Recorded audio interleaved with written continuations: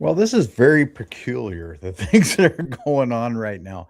I'm actually trying to go live with you, and it looks like that I am. But here's the deal. StreamYard's not acting correctly. In fact, at least I can tell that my audio is going through right now, but I have had nothing but issue after issue after issue. I'm actually greatly considering going away from Windows and doing Linux because of all the problems that I've been having lately with audio. Anyway, this is Lee Strauss with Element 115.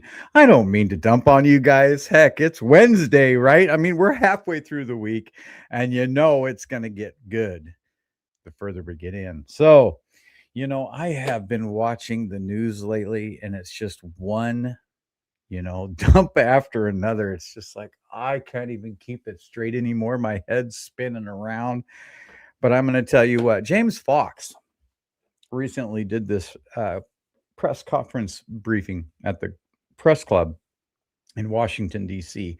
And there's some things that I picked up on right away. Hey guys, how you doing? I'm glad my audio's coming through. At least we've got that, right? But there was some things that were said that I picked up on right away because I could contribute those things to the experience that I had. And I want to talk about those tonight and some other things too that we'll get into a little bit uh, with the Kessler effect. My show now is kind of changed. It's where I'm going to talk about the news of the day, possibly, or what's going on at that moment in time, and how I relate to it, or how I can put things together, and through the day with my conversations with other people, that are interested in the same subjects we are, right? So that's what kind of I want to do from now on, instead of having a rigid time. Well, I'm going to be there every Friday and it's going to be from 8 to 9. um my life really doesn't work like that anymore, as things evolve in my life. So this is what I'm going to do. I'm going to do these 10-minute, 15-minute things, and that's how it's going to go, right? Unless I get on Dave's show, every Friday night. That I will continue to do as long as Dave wants me there. And I love hanging out with Dave, and I love hanging out with you all. So let's do this thing. Okay. So James Fox, he talks about the Argenia crash lately. That was the big thing at the press conference, right? And there was some things that I picked up on right away. There was a doctor that was talking about a residue on an individual that smelled of ammonia. And this was days after his experience, when he went in and looked at the craft and actually touched the being and all of this stuff. He had this residue on him, and he remembered the smell of vinegar and eggs. Okay. But the doctor remembers the smell of this vinegar on this individual.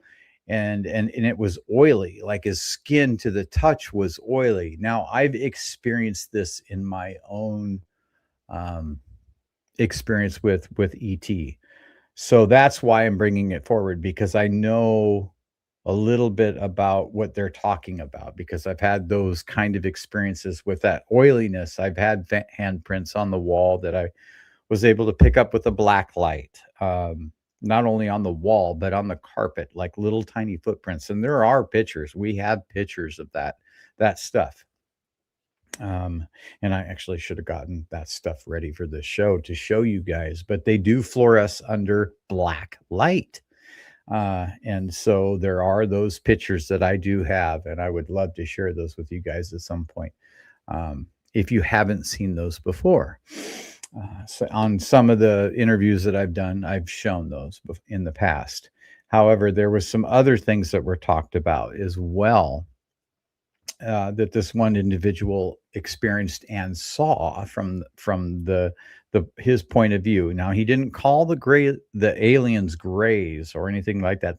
He said they had white chalky skin. Now, that's what I remember as well, is that they weren't necessarily gray skinned. It was white and chalky. And he talked about the hands and how it had 3 digits, like one, us minus one finger, and then the thumb was set back farther, and their fingers are very, much longer than our own, but the thumb was set back farther. Now, he didn't talk about this, or the doctor didn't talk about this, but that's what I experienced, is the 3 fingers and the opposable thumb, but it was set farther back on the hand. Now, they also talked about some other key indicators like the eyes, and how he said the eyes of this thing. Now, this is a crashed craft, and the ET was there without the black lenses that they put in their eyes, which is actually like a liquid that you would drop. They drop in their eyes for some reason. I don't know if it's for being able to see in the dark or whatever that purpose is, or to keep bacteria out. It could be that as well. But from my experience, they can remove those lenses and take them out. But it is like a liquid that they drop in their eyes and forms over their eyelid. Um, and they explained that their eyes are a deep purple, or in my case, I remember a blue, a blue within blue. Um, but yes, there was that. And he said, this gentleman said that when looking at the ET, it was like he could tell how much compassion and all of those sort of feelings, like, we need help, and yes, we understand that you're going to help us, from the ET's point of view. And that stuff and that information was communicated not through words, but through thought. And so those things I picked up on. I'm like, yes, yes, yes, and I was so excited because, there's those times in our lives when we experience things as, um, I don't want to say abductees, experiencers, or whatever you would say, where people hit on those nodes for you, those things that you remember. And it's just so gratifying and so wonderful to hear that other people in this world have experienced similar things that you have. And it's yeah, I'm not crazy. I know what I saw, I know what I experienced, I know what I smelt, I know what I heard, I know what I saw, right? It's all of those things.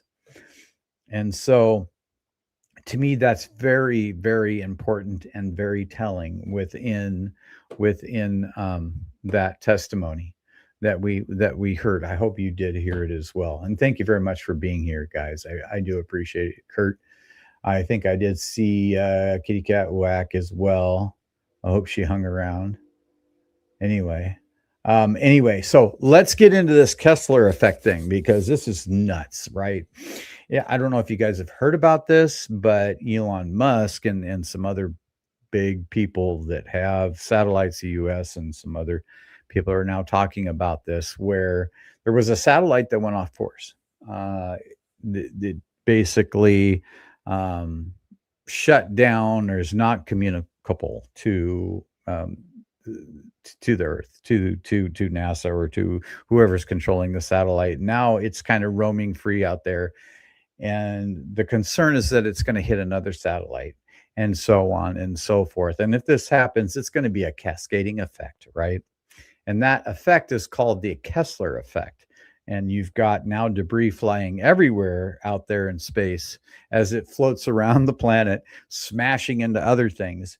The havoc that would cause is can't be overstated. It is going to be immense. Just think about all the things that we do every day that we need satellite upload for.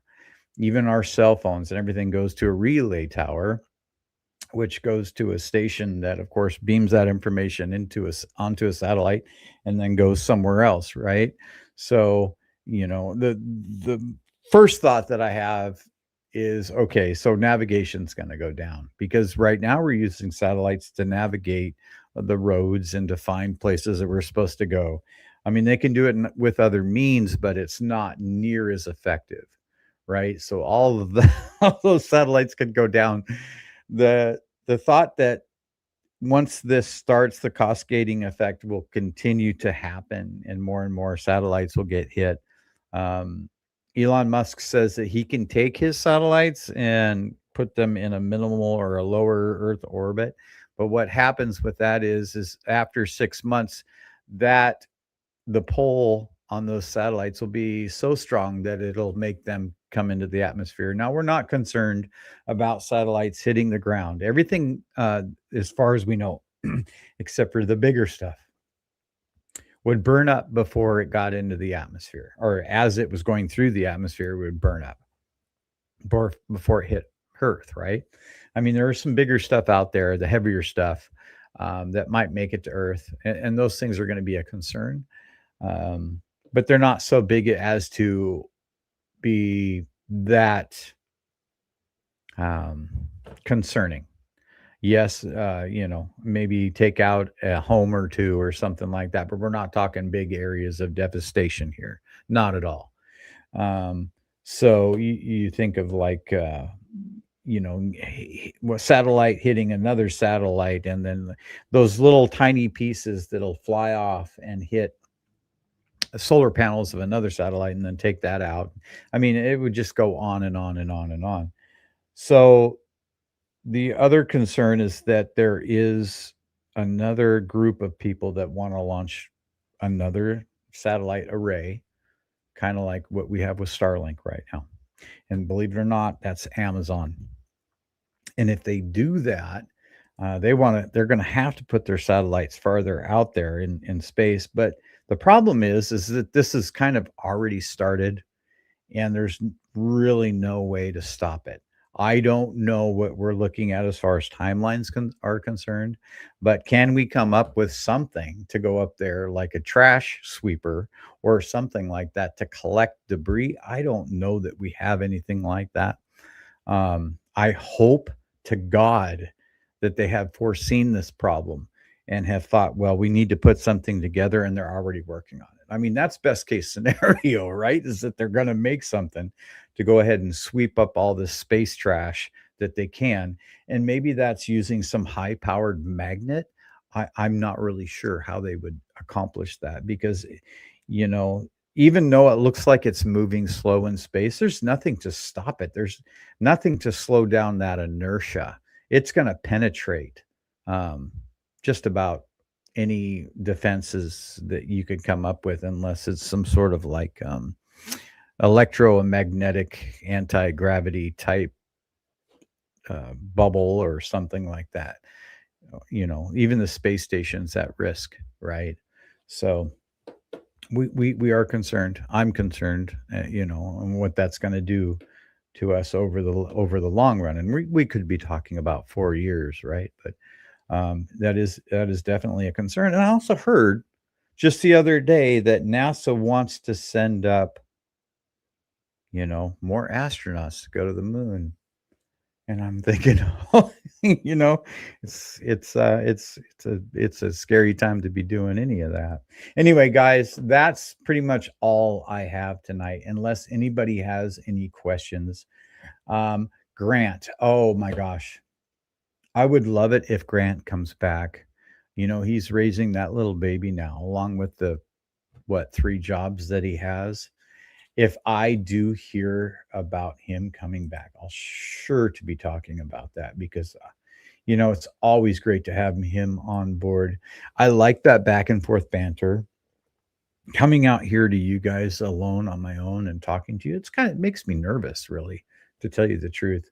But yeah, I don't mind doing it, and it's always fun to read these stories and then give my own perception on them. Anyway, um, yeah, exactly. Daddy is a big job, and I will be on Friday night with Dave as long as he wants me to be on there. That's for sure. Got to do the hat tip for him. Hey there, Mel, WD-40. How you doing, buddy? But it's good to jump on with you guys and talk with you all, man. We gotta do it more often. Barring any issues with Windows 11, which is wreaking havoc with my system. And like I said, definitely considering changing over. So anyway, guys, this is Lee Strauss with Element with 15 of Spaced Out Radio. And once we get this stuff fixed and figured out, I will actually have a short intro that I've been working on. I'm actually running on Dave's stage right now because it will not allow me to click over to Element 115 here. I mean, so we're just having all kinds of issues. It's not good. But anyway, that's just me on my side. Dave's working through it and doing really well. Anyway, we'll check y'all later. All right. Have a good one and stay safe out there. Truth is where you find it, by the way. Figure that out. Think about it.